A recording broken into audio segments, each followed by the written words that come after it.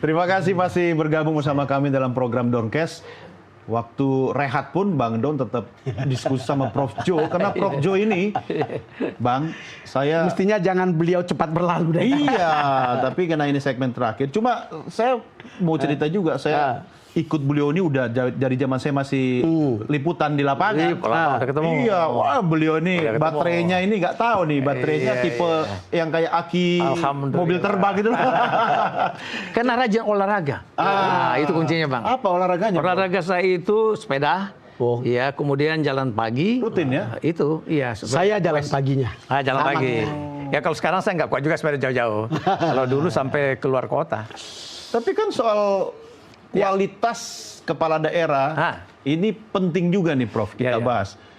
Oke, kualitas, bagaimana cara dia memimpin daerahnya. Iya. Tapi kan soal kinerja juga dipengaruhi oleh anggaran. Iya. Tolong luruskan ini. Nah, gini. Memang begini, kalau kepala daerah itu memimpin Pemda, dia dua kuncinya, Bang. Satu, punya wewenang nggak? Kalau punya wewenang. Punya wewenang. Kalau nggak punya wewenang, Anda nggak bisa ngurus urusan. Kalau Anda urus, Anda ditangkap polisi. Iya. Kemudian yang kedua, punya uang.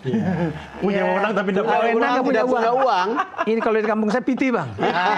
Inang ada hepeng, orang Batak nggak bisa. Hepeng ada nggak? Makanya kalau daerah yang banyak PAD-nya, kayak Jakarta, Tangerang Selatan, dia nggak ada urusan dengan pusat. Kipas-kipas dia nggak ada persoalan, karena dia punya wewenang dan punya uang. Nah, yang lain bisa diatur, apakah birokrasi untuk menjalankan program kegiatan. Sekarang di Indonesia ini yang punya wewenang dan punya uang itu ada berapa? Nggak banyak. Dan yang punya wewenang tetapi tidak punya uang itu berapa? Banyak. Yang banyak itu. Kalau dari data BPK, yang mandiri fiskal namanya, itu sedikit, Bang. Cuman sekitar 40-50 daerah otonom kita, termasuk provinsi, kabupaten, dan kota. Dikit sekali. 508 itu datanya BPK yang saya baca, itu tidak mandiri fiskal atau menuju mandiri fiskal. Jadi artinya dia PAD-nya kecil, ya, sehingga dengan begitu apa sumber pendapatannya yang ada? Maka daerah-daerah yang tidak mandiri fiskal atau menuju mandiri fiskal sangat mengandalkan dana TKD, transfer ke daerah untuk bayar apa? Dana TKD itu ada dana alokasi umum, ada DAK, ada DBH, termasuk dana-dana otsus juga, dana desa atau di TKD. Nah kalau dia nggak punya dana transfer yang cukup, ya, yang saya khawatir kinerjanya bisa jeblok nih. Kepala daerah baru yang sudah berjanji dengan rakyat banyak. Betul. Ketika kampanye, saya akan bikin ini, saya akan bikin ini. Ternyata kan ada gitu. uangnya. Ketika dia masuk ke pemerintahan, ternyata dana transfernya udah nggak ketemu, ya kan? Nah, nggak mencukupi kalau tonjok masih ada. Makanya kalau kampanye perlu hati-hati juga. Mungkin gini, Bang, dia belajar dari bupati wali kota sebelumnya. Dananya ada. Zaman dulu. Kan dulu kan 2 periode Jokowi kan ada stabil. Giliran dia sudah jadi dilantik sama pusat. Tidak menyangka, karena ini kan juga sangat mendadak. Tiba-tiba APBD sudah ketok palu, ya udah ketok palu. APBN sudah ketok palu. Januari tiba-tiba ada program untuk mungkin nggak, Prof? Karena ini ada efisiensi, dia kemudian berikhtiar cari uang yang lain. Nah, sumber lain, kemudian kan bisa juga jadi korup jadinya. Nah, seperti apa itu, Prof? Itu begini. Daerah itu bagaimanapun karena ini kan mengelola negara dalam bentuk mini daerah, dia harus mengikuti peraturan perundang-undangan. Pungut pajak nggak boleh main pungut-pungut aja. Betul. Ada pajak daerah. Itu diatur dengan undang-undang hubungan keuangan pusat daerah. Ada retribusi daerah, diatur di situ juga. Kemudian dengan begitu dia nggak boleh nambah-nambah, ini pajak ini saya mau ambil ya, retribusi saya mau ambil ya. Kalau tidak ada aturannya di undang-undang HKPD, nggak bisa. Tidak perlu diikuti oleh rakyat dong kalau misalnya ada pungutan-pungutan di luar undang-undang itu kan. Tidak bisa. Nah aja saya menyarankan begini. Pendekatan pemerintahan sekarang itu, Bang, tidak hanya serving the people, tidak hanya fasilitatif, ya, tapi pemerintahan yang kolaboratif. Nah, kolaboratif itu kalau dalam teori ada pentahelik namanya. Helik 1, helik 2, helik 3, helik 4. Seperti apa itu? Nah, helik itu adalah misalnya dia sekarang kalau APBD-nya kecil, tidak sanggup membiayai program janji kampanye, dia harus gandeng helik yang kedua. Siapa itu helik yang kedua? Yaitu para pengusaha. Iya. Ya kan punya macam-macam CSR, CSR ya, atau ada program-program lainnya. Nah, itu gandeng. Yang kedua harus dia gandeng orang-orang di kampus, perguruan tinggi, akademisi. Ada pemikiran dan ide-ide untuk bisa membuat efisiensi atau membuat sesuatu yang mau dicapai bisa lebih ringan dengan cara-cara tertentu. Kemudian yang juga harus digandeng adalah civil society, Bang. NGO itu juga punya macam-macam pengetahuan. Prof, kalau saya jadi presiden, berarti saya pengen kepala daerah itu punya kemampuan pentahelix. Kalau dia dikasih kewenangan, nggak ada uang, nggak usah mengemis. Masih ada opsi-opsi lain kan? Itu dia. Dan itu dimungkinkan. Itu dia, pakai kolaboratif ala pentahelix. Ada helix yang terakhir tuh media, Bang. Media. Oh, itu dalam teori media sebut tuh. Jadi ngajak gandeng kawan-kawan di daerah, pers lokal, macam-macam jurnalis segala macam yang bisa membuat kita bikin sedikit tapi kelihatannya banyak. Iya. Nah, itu kan dan itu membuat orang tertarik untuk mendanai dan seterusnya. Nah, jadi itu pentahelix itu bisa plus namanya juga pendekatan kolaboratif dan ko-kreasi. Nah, apa ko-kreasi?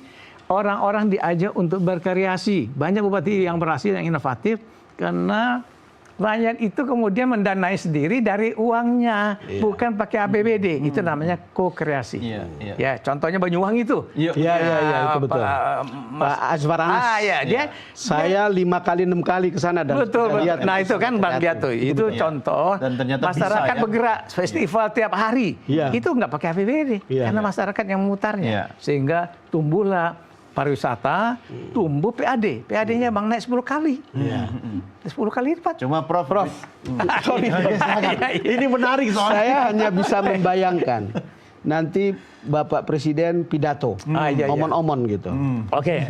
Kemudian kepala daerah mendengar. Iya. Kan ada efisiensi. Betul. Perasaan tuh nggak enak mendengar ketika Bapak Presiden pidato, tapi kita tidak dikasih uang.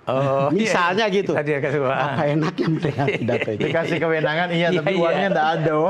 Gimana, Prof? Ya, kepala daerah itu kan juga baik-baik semuanya. Nggak langsung kemudian dia protes. Mungkin dia akan rasa tidak enak aja, Bro. Iya. Tapi dia akan tahan lah, Bang, ya kan saya kira karena mungkin dia nanti akan menyampaikan dengan cara yang in a nice way. Kalau di situ dia marah-marah di depan presiden kan repot. Kepala daerahnya menyoal, langsung Pak Presiden nggak adil gitu kan. Karena saya dengar dari Wamen Mendagri. Apa katanya? Bima katanya. Dia bilang Arya ya. Dia bilang nanti akan tidak top down, tetapi akan ada dialog. Dialog bagus. Mereka belanja masalah di situ. Sementara sebenarnya semua orang sudah tahu masalahnya. Sudah tahu. Kalau pada tinggal level kepala daerah nggak perlu belanja lagi. Ya kan dia udah bikin program dan kegiatan. Ya kan udah tuangkan di RPJMD, kemudian RKPD setiap tahun jalanin. Udah dinas lembaga yang ada di bawah itu menjalankan. Jangan sampai dia pulang tambah banyak masalah ya, Prof. Tapi Prof, jujur Prof, Anda kan pengalaman. Kenapa bilang jujur? Saya mau tahu, Prof, kalau kita lihat kapasitas, kompetensi, kualitas kepala daerah itu beda-beda. Kalau kita berharap semua punya kemampuan pentahelix, nggak mungkin juga, Prof. Yang paling memungkinkan mereka bisa auto switch ya. Ketika jadi kepala daerah itu dan adaptif itu. Yang background sumber mana?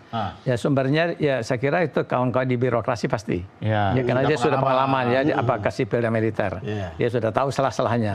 Nah, kemudian pengusaha. Pebisnis juga memang langsung beda kalau bupatinya pengusaha. Agak beda. Dia bisa punya perspektif yang lebih maju lah ya, achievement segala macam. Walaupun dia harus kita ingatkan, hati-hati, Anda serving the people, pelayanan publik bukan lagi urusan bisnis nih. Jangan profit making, enggak nyari duit. Pemerintah itu pelayanan publik yang tidak perlu minta duit kepada rakyat. Kalau dia kreatif, dia mencari sumber dana lain kan bisa. Itu dia. Untuk pelayanan publik gitu kan. Itu dia. Jaringan pebisnis kan bagus mana-mana. Nah itu yang diajak teman-temannya, bantulah aku jadi bupati nih. Ini apa yang kalian bisa bantu kan teman ya. Tapi repot kan tiba-tiba pusat nanti bantu saya lagi. Iya sih. Kita harus Ini di dalam putaran Memutar, ya? setan kan.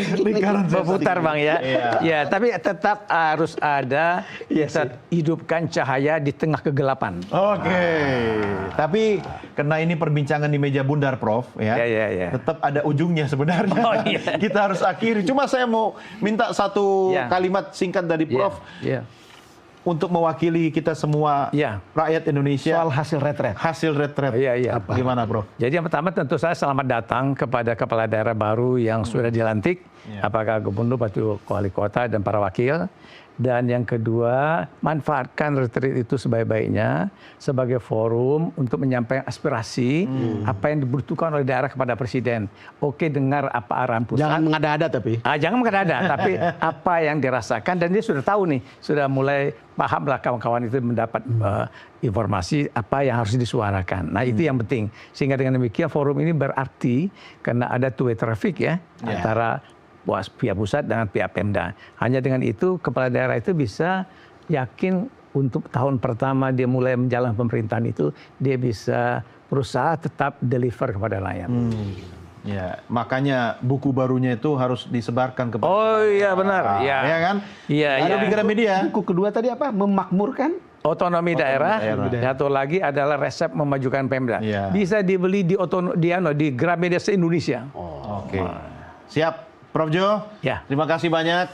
Mudah-mudahan nanti kita bisa Masuo kembali. Iya, amin. Kita ngopi-ngopi. Tapi minuman favorit Prof Jo apa? umur 70 tetap bersemangat kayak begitu. Minum saya favorit air putih. Air putih, itu salah satu rahasianya ya? Iya, air putih hangat. Oke. Baik Prof Jo, terima kasih. Sampai ketemu di lain kesempatan. Sehat selalu Prof Jo. Amin, terima kasih Don. Baik, dan pemirsa, kita akhiri sampai di sini Doncast. Tentunya kami berterima kasih bagi Anda yang tetap setia menyaksikan Doncast. Sampai jumpa di episode yang berikutnya. Saya Doni The Kaiser. Saya Don Bosco Slamet. Salam Nusantara. Prof. Waduh.